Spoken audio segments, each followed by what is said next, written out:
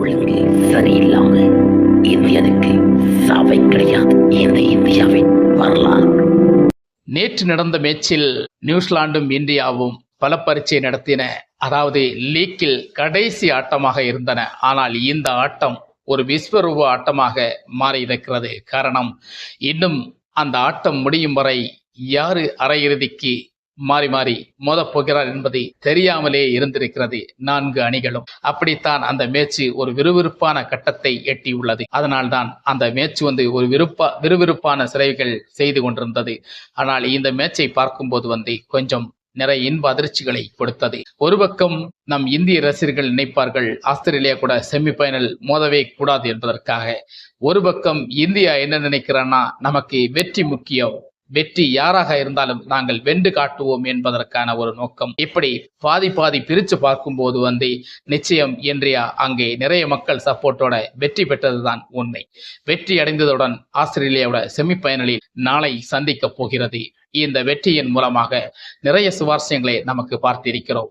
எல்லா மேட்ச்லையும் all selection, team 11 எல்லாம் வித்தியாசமாக இருந்தது. ஆனா இந்த செலெக்ஷன்ல டீம் 11 படும் வித்தியாசமாக அமைஞ்சது. வருண் சக்கரவர்த்தி எல்லா ரசிகர்களும் எதிர்பார்த்து கொண்டிருக்கும். இவருக்கு ஒரு மேட்ச்லயாவது நீங்க வாய்ப்பு கொடுக்க மாட்டீர்களா என்று கேள்வி எழுப்பப்பட்டது. அந்த கேள்விக்கு இந்திய டீம் விடை கொடுக்கப்பட்டது. அதற்கான பதிலும் கிடைத்தது.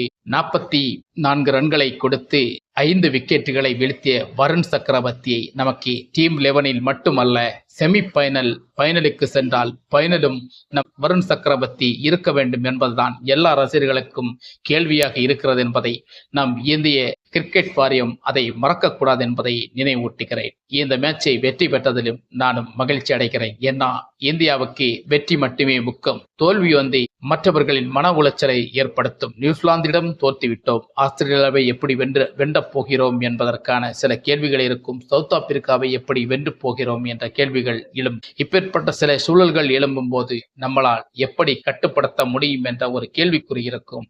அதனால் 250 ரன்னை டார்கெட்டாக கொடுத்து நியூசிலாந்திடம் வெற்றி பெற்றதனால் இந்தியாவுக்கு பக்கபலமான நம்பிக்கை நிச்சயமாக இருந்திருக்கும். ஆஸ்திரேலியாவை வீழ்த்தும் ஒரு நம்பிக்கை ஏற்பட்டிருக்கும். நாளை ஆஸ்திரேலியா இந்தியா செமிஃபைனலில் சந்திக்க போகிறது. அந்த மேட்ச் முடிஞ்ச பிறகு நமக்கு அடுத்த கட்டம் பேசுவோம். மீண்டும் சந்திப்போம். வணக்கம். சட்டம் ஒழுங்கு சரியில்லாம இந்தியனுக்கு சாவை கிடையாது. இந்த இந்தியாவின் வரலாறு.